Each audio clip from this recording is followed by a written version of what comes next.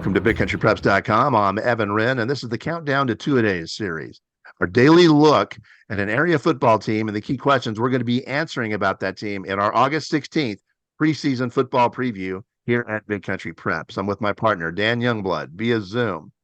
And tonight, Dan, we are talking about the defending state 2A D1 champion, Hawley Bearcats. Yeah, the Bearcats coming off a perfect 16-0 season, dominant throughout. They're going to have some new faces on this year's group. They lost 18 of their 30 lettermen from last year's team, only returned 5 offensive and 4 defensive starters, have call-ups from a 7-3 JV squad. It's going to be interesting to see how the Bearcats reload this year. They've got some good players back, but it is going to be a lot of young kids stepping into big roles, and I think that's kind of the story of this year's Bearcat season, is to see if they can keep the momentum going with a new group of kids. So it's going to be a really fun season just to see what this Hawley team's got. Before we jump into this edition of the Countdown to Two-A-Days series, we need to remind our YouTubers out there, if you're a YouTuber, please hit the subscribe button. Hit the subscribe button and then hit that little bell so you'll get notifications on YouTube about whenever we come up with a new podcast here at Big Country Preps. That'll be a great way for you to follow along with the Countdown to Two-A-Days series, which will see us looking at a different team every day, all the way up to the outset of preseason workouts, which begin, by the way, on July 31st. That's right around the corner. Yeah, so let's go ahead and jump in. Let's talk about Hawley.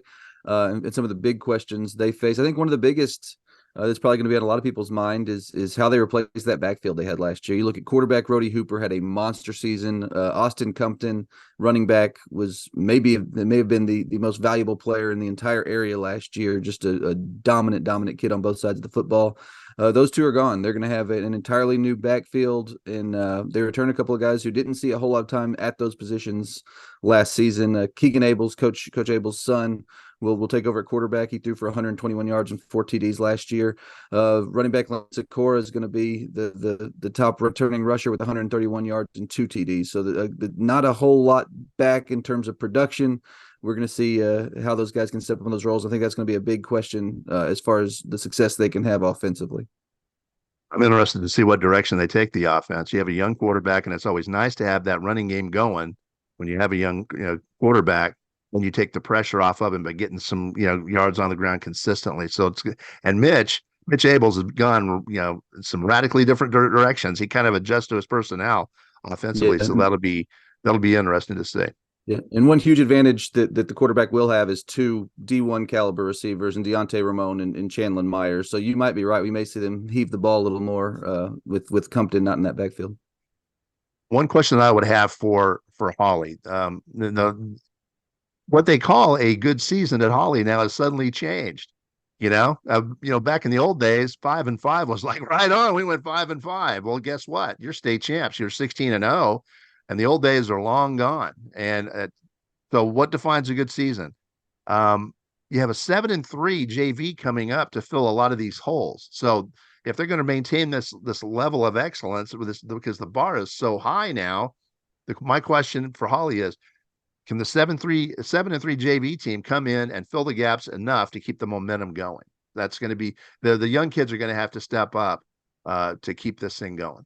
Yeah, and I think my final question kind of dovetails off that is, can a defense that only returns 4 starters kind of maintain the level of play we've grown accustomed to seeing at Hawley the last few years? I think that's going to be important. We talked about some of the holes they've got offensive, not necessarily holes, but some of the inexperience they have on the offensive side, those in the backfield.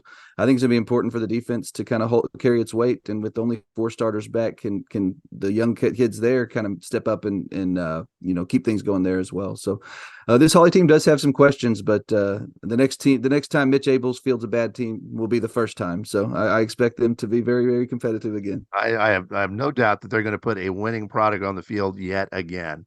But again, it's all relative. Yeah, because the bar is so high now. They've played so well under him since he's been there. It's really a tough question. We'll see. For sure. The guy's 97-22. Since his arrival there, which is, that is so gets ridiculous.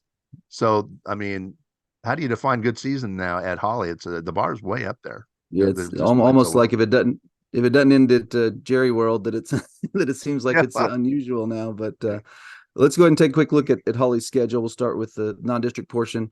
They open August 25th with what should be a really fun game at Jim Ned. Go to Lubbock Roosevelt the following week, host Eastland on September 8th, and then wrap up non-district with what will be another very likely candidate for our Big Country Preps game of the week at home against Albany. So as usual, a very challenging, very stiff non-district schedule for the Hawley Bearcats. All right. And then they jump into district play on the 22nd of September with a home date against the Anson Tigers, followed by an open date. They'll be idle on the 29th. They face Colorado City on the road on October 6th. They host Winters on October 13th. They go for a difficult road game, in my opinion. It's be a challenge at Olney. That Olney team is one to keep an eye on. October 20th. That's a road date. And then they face Stanford at home. Always a fun matchup on the 27th, followed by the big rivalry game at Cisco. And this thing has become a rivalry on November the 3rd to close the season out. That's a heck of a schedule and one that should be really fun. I think this district is really interesting in my opinion, because you've got the teams that have traditionally been at the top, the Hawleys, the Ciscos are both kind of in a little bit of a reload mode. Both are replacing a whole lot of players. So it kind of opens things up maybe a little bit, but I think you got to consider those two probably the favorite going in still, just based on what they've had over the years. All right, it's about time to wrap up this edition of the Countdown to Two-A-Days series, the Hawley Bearcats. But before we do that, we want to remind you again on August 16th, that is the big day here at Big Country Preps, where we will release our preseason preview, our football preview for the Big Country. It's the most comprehensive preseason look at Big Country football of any media source in the entire state of Texas. We'll have more than 40 team previews, more than 40 features. We'll have statistics from last year. We'll have video. We'll have opinion pieces. We'll have predictions. It's a ton of material. In the meantime, as you wait for that, thank you for joining us for today's episode of our Countdown to Two-A-Days series. And make sure you come back tomorrow when we will be highlighting the Stanford Bulldogs here at BigCountryPreps.com.